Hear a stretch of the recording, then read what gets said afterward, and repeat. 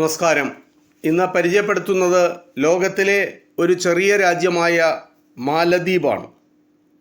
മാലദ്വീപിൻ്റെ തലസ്ഥാനം മാലൈ ആണ്. ജനസംഖ്യ 3,90,960 ആണ്. അത് 2016 സെൻസസ് പ്രകാരമാണ്. 292 ചതുരശ്ര കിലോമീറ്ററാണ് മാലദ്വീപിൻ്റെ ആകെ വിസ്തീർണം. അറബിക്കടലിൽ മാല പോലെ കിടക്കുന്ന 1102 കുഞ്ഞു ദ്വീപുകളുടെ കൂട്ടമാണ് റിപ്പബ്ലിക് ഓഫ് മാൽദീവ്സ് എന്നറിയപ്പെടുന്ന മാലദ്വീപ്.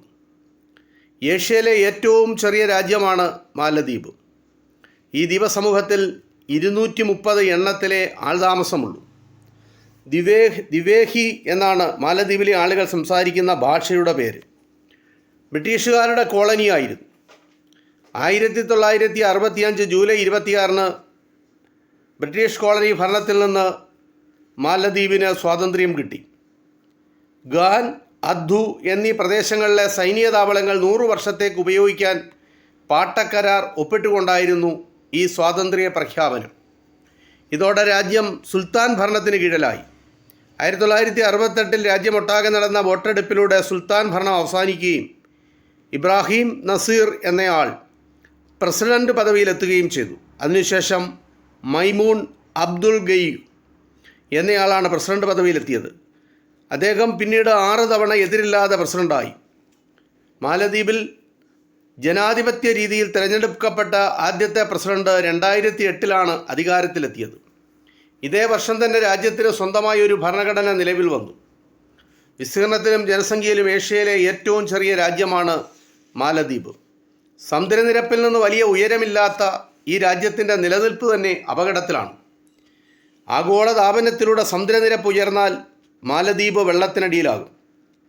വിനോദസഞ്ചാരികൾക്ക് വളരെ പ്രിയപ്പെട്ട ഇടമാണ് പ്രകൃതി ഭംഗി കൊണ്ട് അനുഗ്രഹീതമായ മാലദ്വീപ്. അതുകൊണ്ട് തന്നെ ഇവിടുത്തെ ഏറ്റവും പ്രധാനപ്പെട്ട വരുമാന മാർഗം ടൂറിസം മേഖലയിൽ നിന്നാണ്.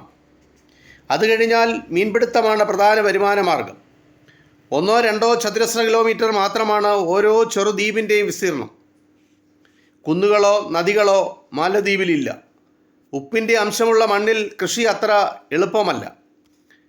മാലദ്വീപിൻ്റെ സമ്പദ്വ്യവസ്ഥയിൽ കൃഷിക്ക് അതുകൊണ്ട് വലിയ പങ്കില്ല. സ്വാഭാവികമായും മീൻ ആണ് ഇവിടുത്തെ പ്രധാന ഭക്ഷ്യഭോഗം. ഉയർന്ന സാക്ഷരതയും മാലദ്വീപിൻ്റെ പ്രത്യേകതയാണ്.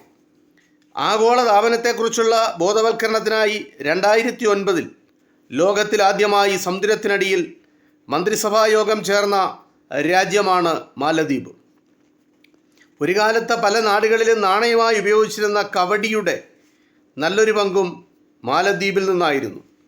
ഇത് മാലദ്വീപ് എന്ന ലോകത്തിലെ ഒരു ചെറിയ ദ്വീപസമൂഹം, ചെറിയ രാജ്യത്തെ പറ്റിയുള്ള